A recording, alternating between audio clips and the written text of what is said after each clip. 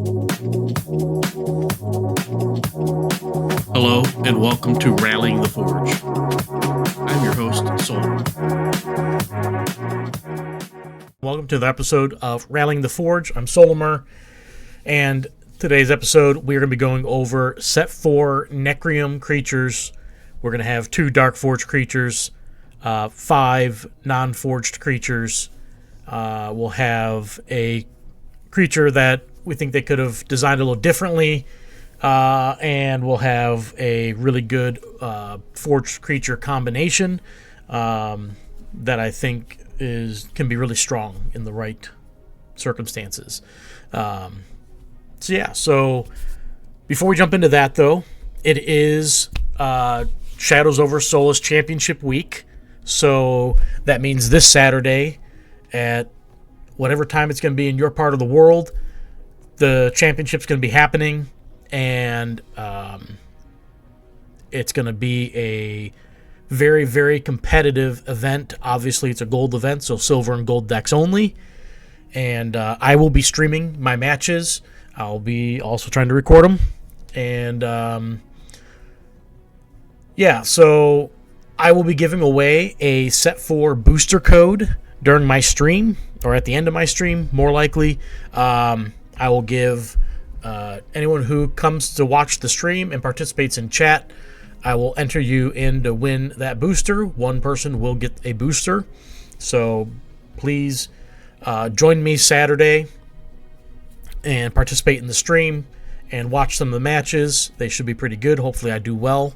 But if I'm not doing well, that means someone else is, so that's good too. So there's that. And as you can see on the screen, Tooth and Claw is still going on. We do not know how long anything's going to be going on for. Their Tooth and Claw event that they have going on is ending. It'll be gone by the time you see this video. So we don't know if there's any other events planned for it or if this is going to fade away here soon.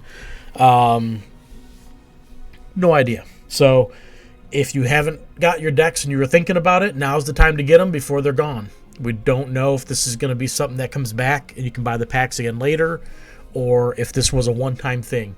It's been kind of unclear. I think they're testing with some things with it, and who knows? Next time it might be some other tribal grouping that gets put out there instead of dinos. But it's been pretty fun. Some pretty good decks come out of it. Out of the 500,000 that I opened between mine and my son's account, I feel like I got one good deck. So not too pleased with that, but it is what it is. Sometimes you get good ones, sometimes you don't. So so that's what's going on there.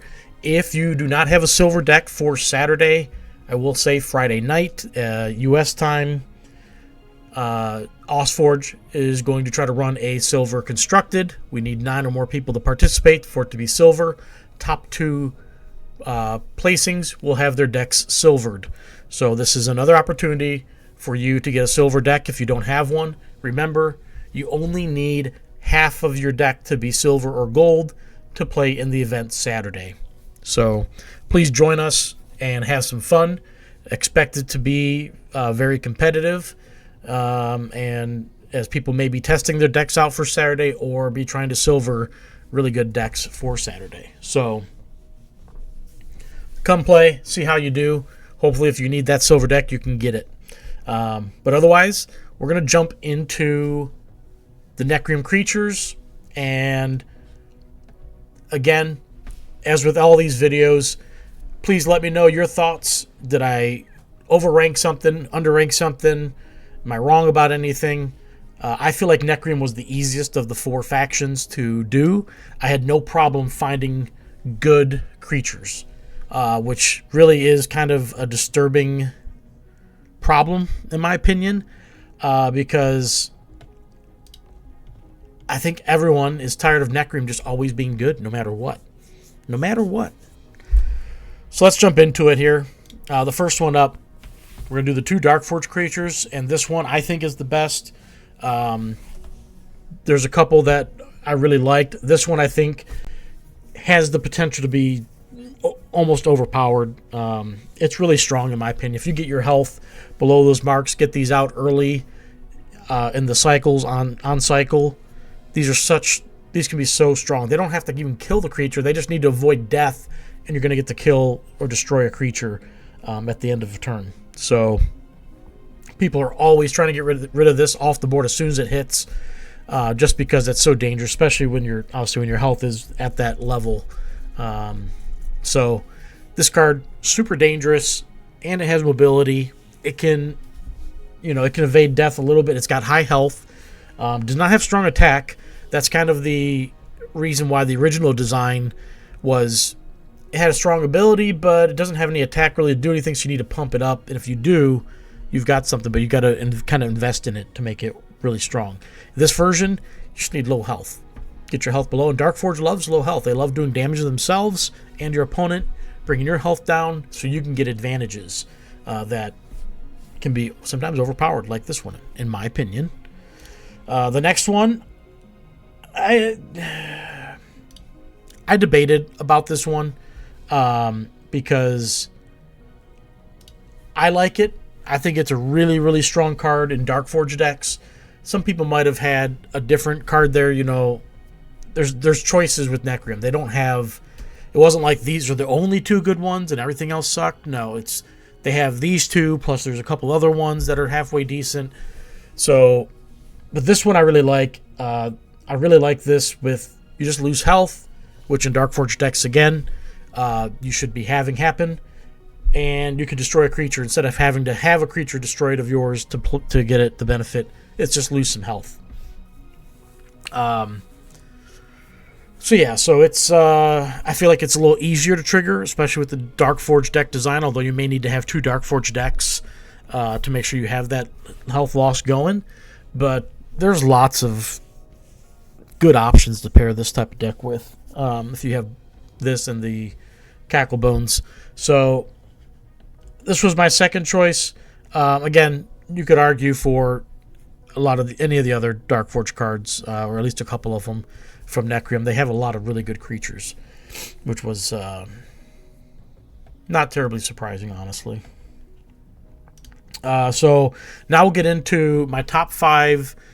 These are non-forged creatures. We'll just say, but they're going to be alphabetical as long as I do it right. Maybe. This should be the first in the bunch. So, Fuzus. This card, I remember when it was released, spoiled for us, and everyone just looked at it and was like, oh, that's okay. It's an ooze warrior, okay. The art was kind of the big thing with it. And then, but looking at it, and now playing with it all this time, it's a really strong card. It has decent health, decent attack. Every time it kills something, it gets more attack from the creature it killed. And with the nature of augments and stuff, you can pump this thing up to boost it, so it becomes a real monster for your opponent to deal with. So this is one of those cards. It's a common. It's in a lot of decks. It's got the warrior synergy portion, which is important. We'll see. Really like this card. Really think it's...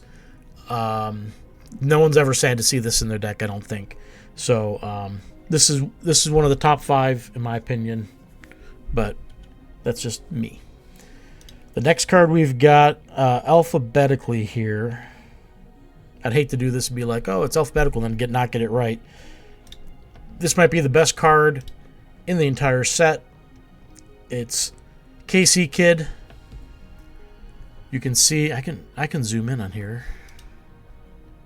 Let me get way in here and see if I can't drag that down here. It's pretty good art detail there, how they got him on there. I like it. But this card, probably the best card in the set. Or at least one of them. I mean, you can argue whether this is the best or not. The level 3, it can constantly, as long as it's killing whatever it's across from, even though it's dying, you can bring it back. You just keep bringing him back, or if there's some other shenanigans you want to pull, you can bring other stuff back. But such a good ability to You know, again, with augments, you're able to pump this up so his low health isn't as punishing as it could be. You know, 3 health at level 1, that's horrible. Mindless zombie minion can take it on, but he's going to produce one, and you can pump him up to make it harder to kill. Same with the level 2, except you get to bring back a level 1 creature, which could be himself. So there's a lot to this. Reanimating is obviously a very strong ability, and if you can pump the level 3 up where it's not dying, you're going to be able to bring things back that they've already killed off, that they thought they got to, you know, be done with dealing with, and not going to be the case. So really, really, really strong card. One of the best, if not the best card in the set. So he's also got Warrior and Mage synergy, although this set doesn't really have, as far as I can recall off the top of my head, any real Mage synergy, but previous sets may. So there's that one. The next one,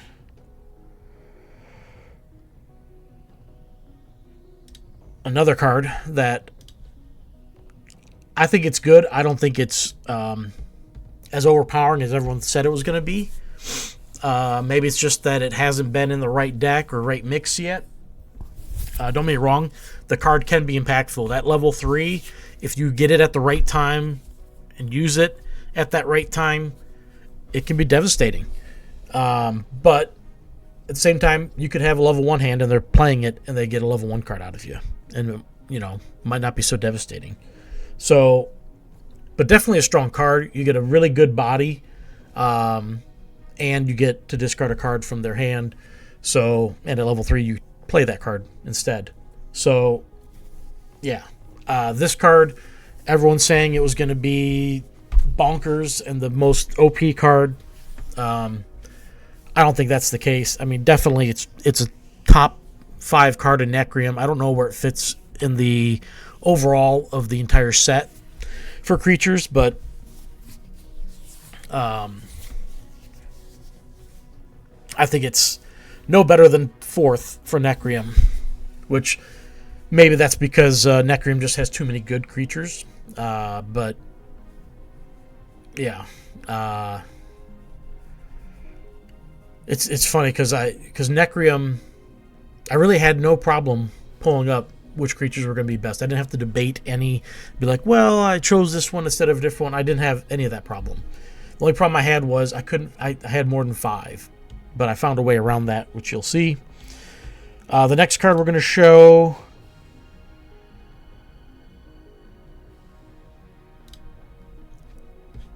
it's the Professor. I am not as big on him as probably a lot of other people are, but I do know people like him and think he's extremely strong. He's not bad, don't get me wrong. So obviously he's attaching augments. That's what he does. He activates attach augment.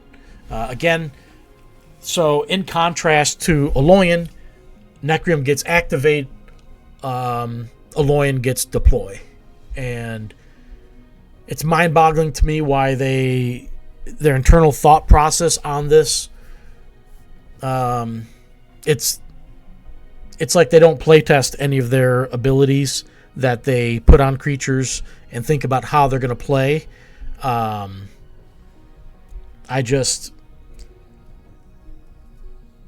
don't know. It's Nekrium gets all the good stuff. Aloyan gets all the garbage, and it's just for them to write that, they're gonna have to give Aloyan almost to a point where it's got too much good stuff, and then people are complaining that Aloyan is just too strong and everything else sucks for that whatever set that happens in. It's like they had a really big opportunity with Aloyan in this set to really right the ship, and they didn't.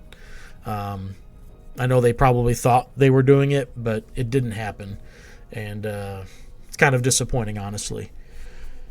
In Nekrium, at the same time, they thought they kind of brought it down to earth, so it wasn't this constant power faction, but it still remains the top, which is also disappointing on a certain level too. So, yeah, Professor Sumorg, activate, attach augments from your banish pile to your creatures. So, a lot of people like him, especially with augments in the set. So, he's the type of card when you have future sets with augments, maybe he'll get reprinted into those sets as well, because it's such a useful ability to have when you want augments to be used, right?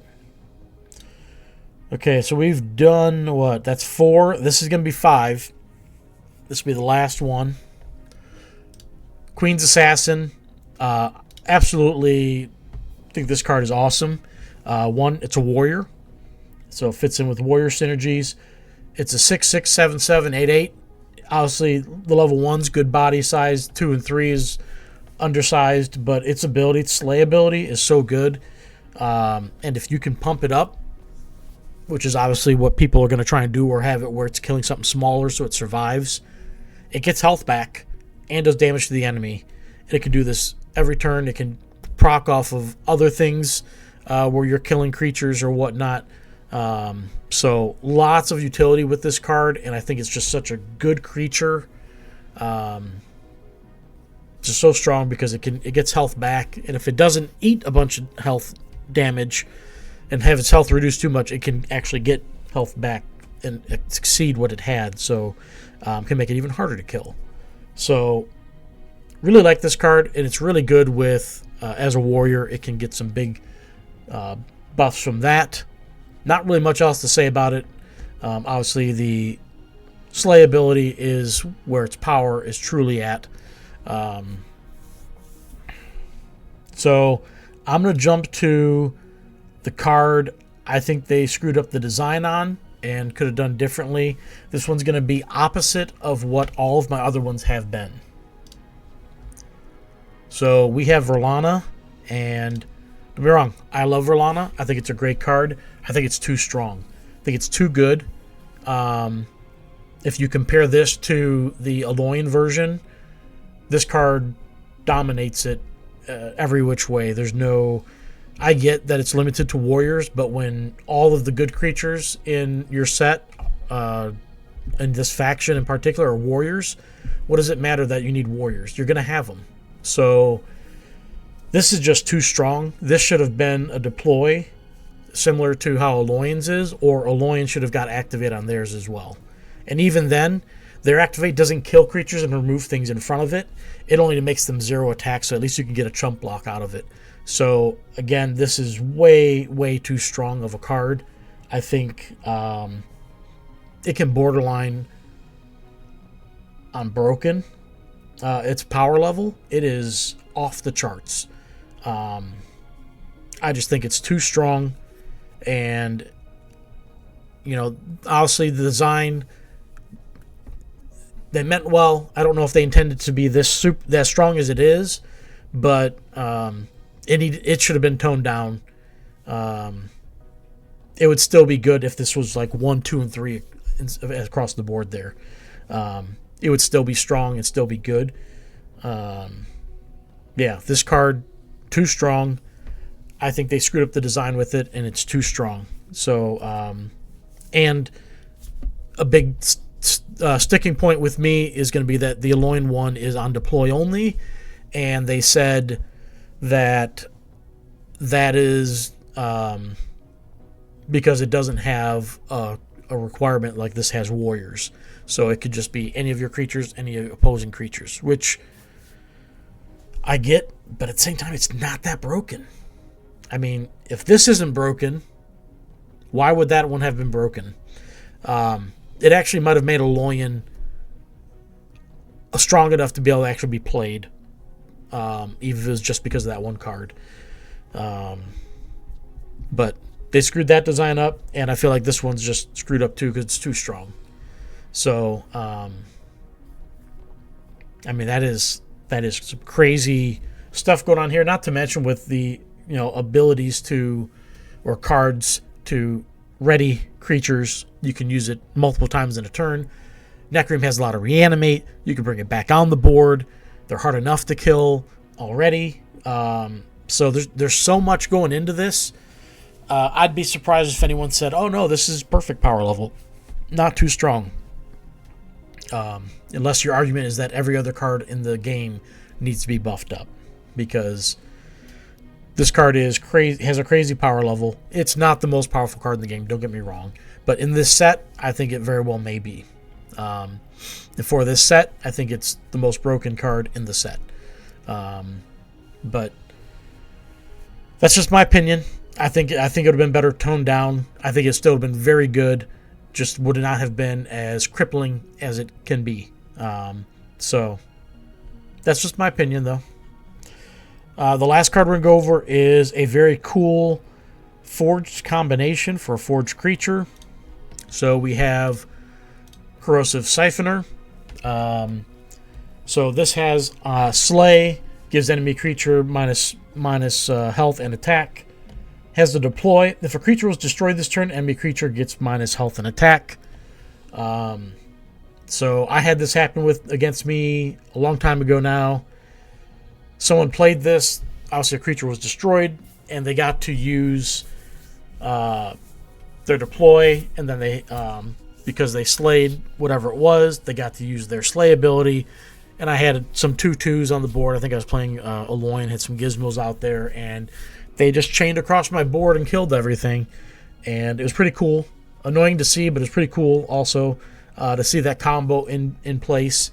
So it's, to me, I'm not saying it's the best Forge modifier you can have. I'm a big fan of Vicious. Trying to think what else I saw in Nekrium that I really liked. I feel like I liked Corrosive. There are some that I definitely don't like. But I like Corrosive. I think it's decent if you can get it to proc, obviously, the deploy. And then the Siphoner having the Slay is really nice. Being able to chain it or give additional creatures minus stats can be really good. So, yeah. So I really like that one. Obviously, there's probably other combinations out there some people like. But I do know... I'm partial to Vicious as the best, but I picked Vicious for Utera, but I'll pick Corrosive for this one to showcase that. But also, she's a warrior, so she has synergy with Frolana, which is really nice too. But yeah, so that's the cards I chose. Feel free to tell me in comments what you like that I didn't showcase, or what I got wrong as far as what I thought is the best. Feel free to take up for Frolana, or agree with me on that if you want. But let me know what you guys thought. Happy to hear what everyone else thinks. Always interesting to hear other people's thoughts. Always learning something with that. So yeah, not much else to say in regards to the Nekrium. That's going to be all of my set 4 reviews. I did spells, and I did each faction with their creatures. I did, with every faction, I did a couple Darkforged creatures. I did their top 5 creatures. I did a creature that I thought the design was messed up on, and I did the best or a favorite forged creature combination, depending on the faction. So you can always go watch those other videos if you haven't seen them yet. And hopefully you've enjoyed set 4 as much as I have. It's definitely brought a different play style to the game. Games are a lot faster with this set. It definitely speeds things up. You can no longer just sit back and wait till cycle 4 to win. It is, a lot of matches are ending by the end of cycle 2. So it's definitely been interesting. Like I said, hopefully you've been enjoying the set. There is going to be a print version run. They're running a campaign on GameFound. It is not active yet, as far as I saw this morning. So I do not know the date. They have not given a date when that's going to go active, but keep your eyes peeled for that. And don't forget, this Saturday, Shadows Over Solis Championship, gold event, gold and silver decks only. We have room for more, so sign up and come play. Did I touch on it? I might not have. They did change the format. It's going to be 4 to 5 rounds of Swiss, depending on the number of players, and then it'll be a top 8 cut. Prizes are the same, so come earn your SFG or Embers, whichever works for you, depending on if you've minted your deck or not. And yeah, look forward to seeing you guys there. And if not, come join the stream, hang out, watch my matches, watch me win, hopefully, or lose. And yeah, I'll see you guys later on. I'll probably be streaming Friday night's silver event. Hopefully it's silver anyhow, but come hang out then.